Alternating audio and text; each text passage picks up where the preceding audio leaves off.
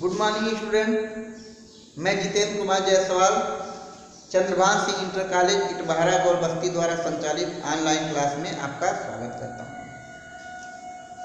आज मैं आप लोगों के लिए कक्षा 12 के केमिस्ट्री सब्जेक्ट का जो हम लोग का टॉपिक चल रहा था केमिकल काइनेटिक्स, उसका पार्ट 5 लेके आया हूं।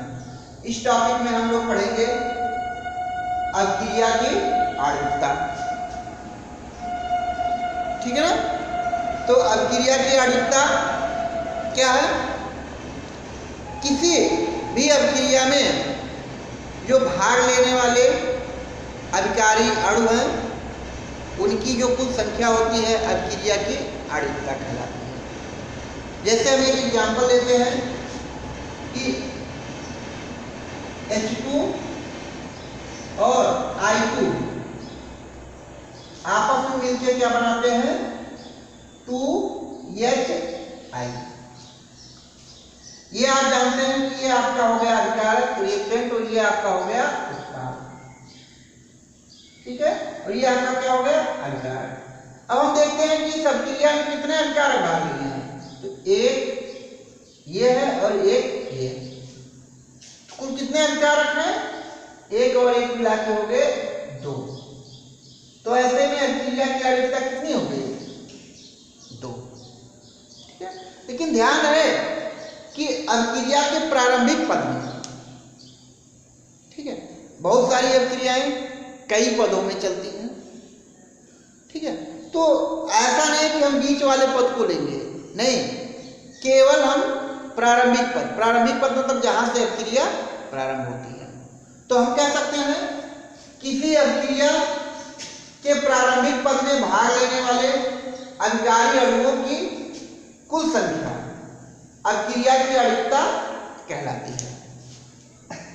ठीक है। अब अगर हम कह सकते हैं कि अणुओं की संख्या के आधार पे अभिक्रिया की आणविकता 1 भी हो सकती है, 2 भी हो सकती है, 3 भी हो सकती है, इससे ज्यादा भी हो सकती है। ठीक है, तो अगर मान लीजिए एक ही केवल अभिकारक है, जैसे हमने कह दिया कि A इक्वल क्या हो गया आपका उत्पाद, तो यहां अभिक्रिया की आणविकता कितनी हो जाएगी? 1 हो जाएगी। या इसको हम कह सकते हैं एकाणुक अभिक्रिया, एक अणुक अभिक्रिया।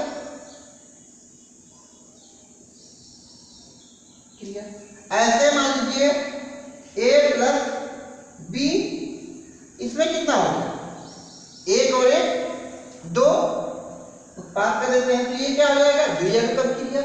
ये ऐसे भी हो सकता है कि 2A भी हो तब भी ये 2 अणुक हो जाएगा, क्योंकि यहाँ 1 और 1 मिला के 2 हो गया और यहाँ पहले भी 2 हो गया। ऐसे में तो ये क्या हो गया? द्विअणुक अभिक्रिया। ऐसे में क्या हो जाएगा? A plus B plus C अगर हो जाता है क्या बनाता है? उत्पाद बनाता है। तो ये क्या हो जाएगा? 1 2 3 त्रिअणुक अभिक्रिया। तो इसको आप क्या करेंगे? नोट करेंगे। अब हम देखते हैं कुछ एग्जाम्पल में कि अभिक्रिया की आणविकता कितनी है। ठीक है ना। तो पहला एग्जाम्पल हम देखते हैं कि तो यहाँ अभिकारी अणुओं की संख्या कितनी है? 1।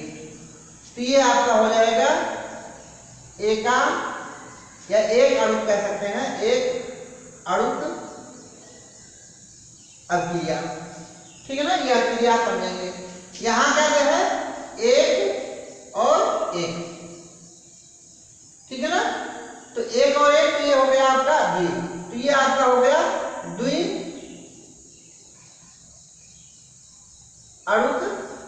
अभिक्रिया। यहां देखिए, यहां वियोजन हो रहा है 2HI का, तो कितने अणु है? 2। तो ये भी आपका हो गया कितना? द्विअणुक अभिक्रिया। यहां देखिए कि इस केस में सॉरी, यहां थोड़ा सा ये 2 हो गया, यहां भी 2 हो गया, सॉरी। ठीक है, तो यहां 2 और यहाँ 1, इसका मतलब ये हो गया कितना, 3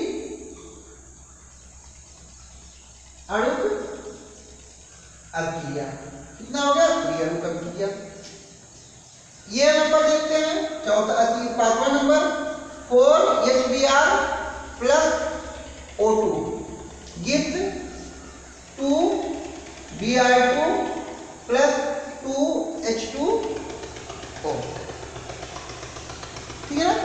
तो ये देखने में कौन सा है, 4 और 1 5, तो क्या होना चाहिए, पंचअणुक अभिक्रिया। कितना है, कौन सा होना चाहिए, पंचअणुक अभिक्रिया, क्योंकि 4 और 1 मिला के कितना हो गया, 4 और 1 मिला के हो गया 5। लेकिन ये जो पांचवा नंबर देख रहे हैं, ये आपका द्विअणुक अभिक्रिया होता है। कौन सा, द्विअणुक अभिक्रिया, द्विअणुक अभिक्रिया।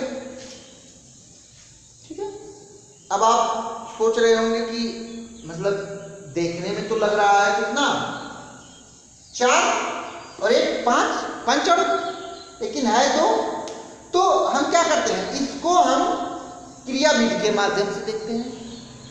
जब इसका हम नकली में करेंगे, क्रियाविधि करेंगे, तो क्रियाविधि जो है हमारा कुछ ऐसे है, HBr क्रिया HBr प्लस O2 ये हो जाएगा HOOBr। ठीक है, फिर हम क्या करते हैं, HOOBr में हम क्या करते हैं, फिर से HBr जोड़ देते हैं, तो ये आपका हो जाएगा 2HOBr।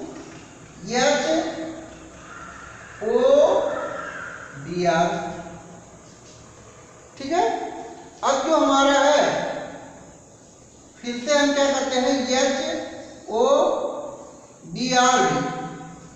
हम फिर से क्या करते हैं, जोड़ देते हैं H2O, सॉरी HBr। तो यहां आपका हो जाएगा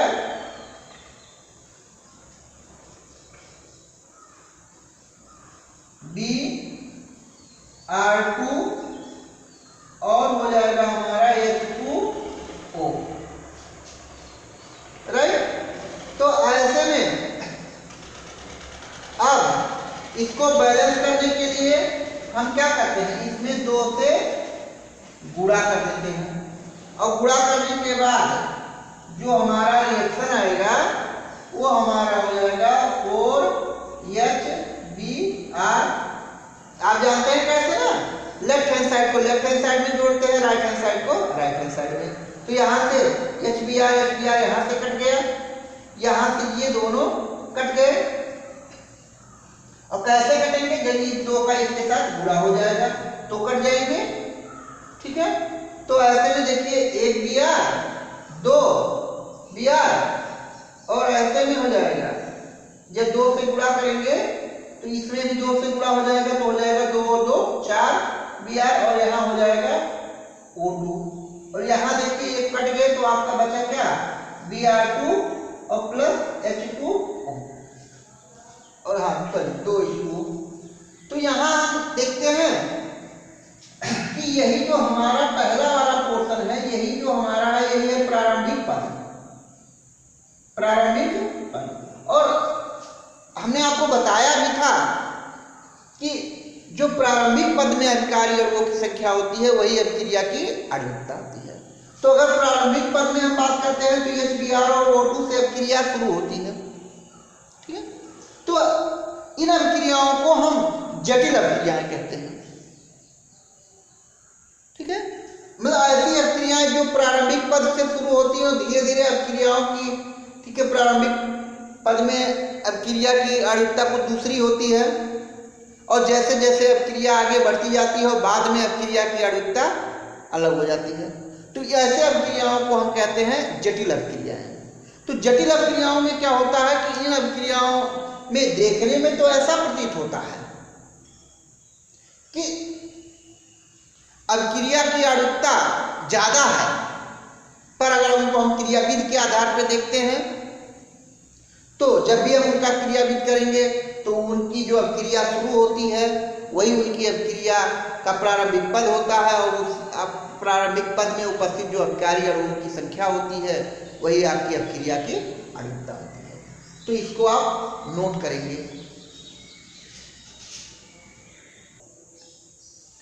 अब हम लोग पढ़ेंगे छद्म एकाणुक अभिक्रियाएं, स्यूडो यूनिट मॉलिक्यूलर रिएक्शंस।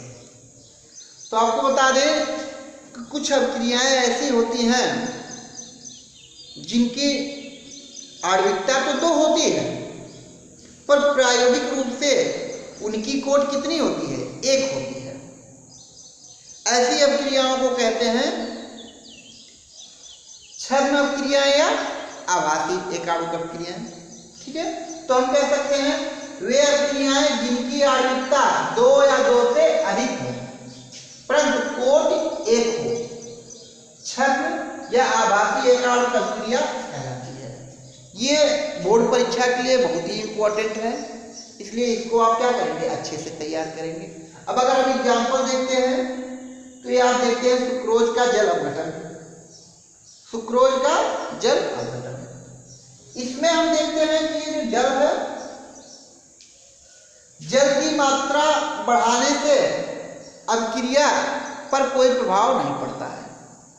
हमने बताया था कि कोट के बारे में बताया था कि जब अपक्रिया की अभिकारक जो अपक्रिया क्या हो केवल एक सांद्रता पर निर्भर करे, यदि अपक्रिया क्या हो एक सांद्रता पर निर्भर करे, तो यहाँ अगर हम इसकी मात्रा इस अपक्रिया में जल की मात्रा बढ़ाते हैं तो अपक्रिया पे कोई प्रभाव नहीं पड़ता है, जबकि सुक्रोज की मात्रा बढ़ाते हैं तो अपक्रिया का वेग क्या होता है? बढ़ जाता है। इसलिए अगर इसका दर समीकरण कहें तो K इक्वल जो हो जाएगा, तो दर इक्वल हो जाएगा, दर रेट ऑफ रिएक्शन हो जाएगा क्या? K इक्वल ए के ये Z2O। ठीक है, यानी रेट ऑफ रिएक्शन क्या हो जाएगा? K कंसंट्रेशन ऑफ C12H22 को 11। तो हम कह सकते हैं कि अपक्रिया की कोट कितना है? ऑर्डर ऑफ रिएक्शन कितना है? 1, पर आणविकता कितनी है? आणविकता कितनी है? 2। तो इस अपक्रिया में अपक्रिया की कोट 1 है और आणविकता कितनी है? 2। तो ये अपक्रिया की होगी छद्म अपक्रिया। वैसे देख रहे हैं जब एथिल एसीटेट का जल अपघटन करते हैं तो उसमें भी यही होगा कि अपक्रिया जो होगी वो जल की सांद्रता पर निर्भर नहीं करती है, अपक्रिया किसकी सांद्रता पर? एथिल एसीटेट की सांद्रता पर निर्भर करती है। ठीक है ना? तो ऐसे में अगर इसके लिए जो रेट ऑफ रिएक्शन इधर हो जाएगा कितना हो जाएगा? K concentration of CH3COO C2H5। तो ऐसे में ऑर्डर ऑफ यानी कोट कितनी हो गई? अपक्रिया की कोट कितनी हो गई? 1 और आणविकता कितनी हो गई? तो ये आपके कैसे अपक्रिया हुए? छद्म अपक्रिया। वास्तव में ये दोनों जो रिएक्शन है ये आपके रिवर्सिबल रिएक्शन है, पर इसमें क्या करता है? अगर इसको हम थोड़ा सा अम्लीय कर देते हैं तो ये रिएक्शन हो जाता है। तो इसको आप क्या करेंगे? नोट करेंगे। अब अगला टॉपिक हमारा जो है अपक्रिया की कोट तथा आणविकता में अंतर। ठीक है, तो दोनों में क्या अंतर है? तो पहला हम क्या करते हैं, अगर हम बात करते हैं अपक्रिया की कोट, तो अपक्रिया की कोट क्या है? इसको अपक्रिया की कोट को हम क्या करते हैं? किसके द्वारा? प्रयोगों द्वारा ज्ञात करते हैं। लेकिन अपक्रिया की आणविकता को हम देख करके ज्ञात कर देते हैं, यानी अपकारी अणुओं की संख्या देख लेते हैं और ऐसे में हम अपक्रिया की आणविकता को ज्ञात कर देते हैं। यानी हम कह सकते हैं कि ये क्या होता है, प्रायोगिक मान है क्रिया की कोटि, और ये आणविकता कैसा है, आणविकता आपका सैद्धांतिक मान है। ठीक है, तो ये हमारा हो गया पहला नंबर। दूसरा नंबर जो है, अभिक्रिया की जो कोटि है वो वेग और सांद्रता में संबंध बताती है। क्या बताती है? संबंध बताती है। ठीक है, यानी अभिक्रिया की जो कोटि है वो क्या करती है, वेग और सांद्रता में संबंध बताती है। जबकि आणविकता क्या है, हम आणविकता में ऐसा कुछ नहीं है, हम क्या करते हैं, अभिकारी लोगों की संख्या देख लेते हैं। ठीक है, अभिकारी लोगों की संख्या देख लेते हैं और हम आसानी से पता कर सकते हैं कि अभिक्रिया की कोटि कितनी है, अरे सॉरी अभिक्रिया की आणविकता कितनी है। जैसे यहाँ 1 और 1 2। तीसरा नंबर जो है, अभिक्रिया की कोटि जो हम पढ़ाते समय आपको बताए थे कि ये अभिक्रिया की कोटि पूर्णांक में भी हो सकता है, दशमलव में भी हो सकता है और भिन्न भी हो सकता है, पर आणविकता जो होती है वो हमेशा पूर्णांक में होती है। फिर से एक बार, अभिक्रिया की जो कोटि होती है वो आपका पूर्णांक भी हो सकता है, दशमलव भी हो सकता है और भिन्न भी हो सकता है, पर अभिक्रिया की आणविकता सदैव पूर्णांक में होगी। यानी ये हमेशा कैसा होगा, पूर्णांक। और ये कैसा हो सकता है, भिन्न हो सकता है। ठीक है, पूर्णांक हो सकता है, यानी पूर्ण संख्या हो सकता है, और ठीक है आपका दशमलव भी हो सकता है। ठीक है, तो अब अगले नंबर की हम बात करते हैं। तो अभिक्रिया की कोटि आपका शून्य भी हो सकता है, क्योंकि आपने अभिक्रिया की कोटि कितना पढ़ा था, शून्य। पर आणविकता कभी शून्य नहीं हो सकता है, क्योंकि अगर आणविकता शून्य हो गया तो अभिक्रिया प्रारंभ ही नहीं होगी। आणविकता शून्य हो गया तो अभिक्रिया प्रारंभ ही नहीं हो सकती है। ठीक है, तो अगला जो है हमें कह सकते हैं कि कुछ अभिक्रियाएं ऐसी होती हैं कि जिनकी आणविकता और कोटि दोनों समान होती हैं। ठीक है, तो एक बार हम आपको फिर से दोहरा दें। पहला नंबर जो है, अभिक्रिया की जो कोटि है ये प्रायोगिक मान है, यानी प्रयोगों द्वारा ज्ञात कर सकते हैं, जबकि अभिक्रिया की आणविकता एक सैद्धांतिक मान है, जिसको हम अभिक्रिया में भाग लेने वाले अभिकारी अणुओं की संख्या से ज्ञात कर सकते हैं। दूसरा नंबर जो है, अभिक्रिया की जो कोटि है वो वेग और सांद्रता में संबंध बताती है, जबकि अभिक्रिया की आणविकता में केवल अभिकारी अणुओं की संख्या ही ज्ञात होते हैं। अगला नंबर जो है, अभिक्रिया की कोटि जो होती है भिन्नात्मक हो सकती है, पूर्ण संख्या हो सकती है और दशमलव हो सकती है, जबकि अभिक्रिया की आणविकता केवल पूर्ण संख्या हो सकती है। अभिक्रिया की कोटि जो है वो शून्य भी हो सकती है, पर अभिक्रिया की आणविकता कभी शून्य नहीं हो सकती है। ठीक है, हाँ एक चीज और है कि अभिक्रिया की जो कोटि होती है ये जटिल अभिक्रियाओं पर ही, ठीक है, जटिल और प्रारंभिक दोनों अभिक्रियाओं पर लागू होती है, जबकि अभिक्रिया की आणविकता केवल प्रारंभिक अभिक्रियाओं पर ही लागू होती है, यानी जटिल अभिक्रियाओं पे लागू नहीं होती है। अगर होती भी है तो उनकी क्रिया के द्वारा हम ज्ञात कर सकते हैं कि प्रारंभिक पद में कितने अणु भाग लिए हैं। तो उम्मीद करते हैं कि केमिकल काइनेटिक्स का पार्ट नंबर 5 आपको अच्छे से समझ में आ गया होगा। ठीक है, इसमें आपके 1-2 टॉपिक और हैं, जैसे अर्हीनियस का समीकरण जो है, और कैसे हम अभिक्रिया की कोटि ज्ञात करने के लिए कुछ मतलब संबंधित इससे कुछ सवाल भी हैं इससे। ठीक है, तो नियमतः यहीं पे आपका चैप्टर खत्म हो जाता है, लेकिन इसके सवाल भी हम आपको सॉल्व कराएंगे और कुछ इम्पॉर्टेंट टॉपिक इसमें है जो हम आपको अगले वीडियो में बताएंगे। आशा करते हैं कि आपको ये वीडियो समझ में आ गया होगा। आप इसके जो 4 पार्ट हैं उसके भी आप नोट्स बना लें। ठीक है, तब तक आप स्वस्थ रहें, व्यस्त रहें, मस्त रहें।